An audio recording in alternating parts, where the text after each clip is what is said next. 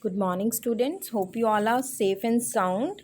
So, today in our HCG 2 class, we will study about weather instruments we use for measuring rainfall, sunshine, wind speed, and direction of the wind. So, let us first start with rain gauge. This is a device or instrument that is used to measure amount of rainfall at a particular place. So how this instrument works?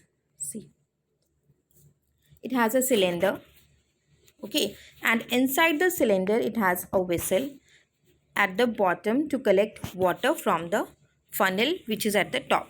The circumference of funnel is as equal as the circumference of cylinder, so that the water will go inside the vessel from the funnel. Okay, after a particular day, the vessel is removed from the cylinder and empty out in the measuring jar. So we have separate device, this separate device beside the main device, which is used to measure the amount of rainfall that has taken place on a particular day. On the measuring jar, you can read the amount of rainfall held on a particular day, held at a particular time. Rainfall is measured in millimeters or centimeters. Now, what are the precautions we must take while using a rain gauge? The rain gauge should be kept 30 centimeter above the ground to prevent the splashing of water, the falling of water. It should be protected from animals also. Fine. Next we have sundial. The amount of sunshine a place receives depend upon the seasons. Okay. So in the meteorological station, sunshine duration is recorded by sundial. Sorry. The sundial is a glass ball. This it is a glass ball placed on a stand with a strip of paper placed behind it. Okay, the glass ball concentrates the sun rays on the paper strip, which burns when sun rays focused on it. So the number of burns on the paper shows these sunshine. Okay, so this is sundial. Isohills. What are isohills? Isohill is a line on the map connecting points having the same duration of sunshine.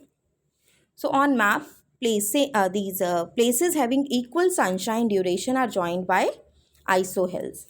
Now next we will study about winds, the instruments, weather instruments which we use to measure wind speed and wind direction.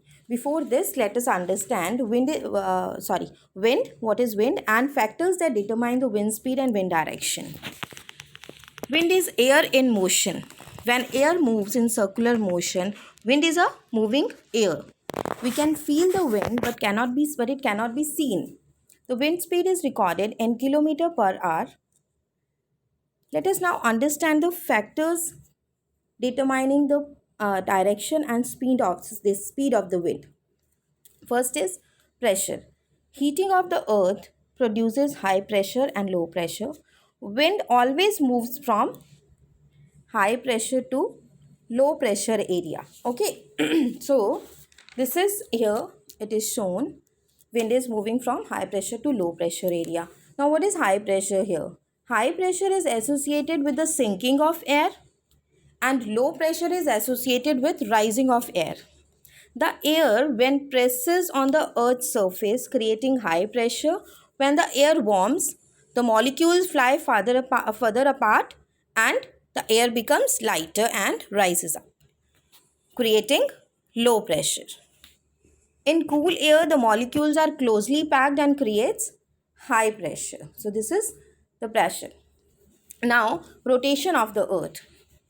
When the earth rotates, it generates Coriolis force. Okay, which tends to change the direction and speed of winds. Due to this Coriolis force, okay, so winds in northern hemisphere are deflected to the right and winds in southern hemisphere are deflected towards their left. Deflection here means they turn aside. Okay, now friction. or obstacle. Wind speed or speed, wind velocity or speed depends on the friction or barriers it faces. It blows with great velocity in open area, in deserts or over the oceans where there is no obstruction. Now let us study about the instruments used to determine wind direction. So for determining wind direction, we use instrument called as wind vane or weathercock. Wind vane is used to find the wind direction, and this is how it looks like. See, this is diagram I have shown. This is how it looks like.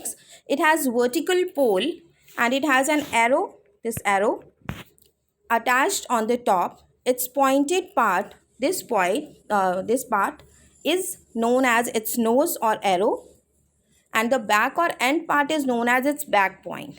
Fine. So this arrow continuously points in the direction from where the wind blows. Winds are always named from the direction they blow, like northeast winds, westerlies. Fine.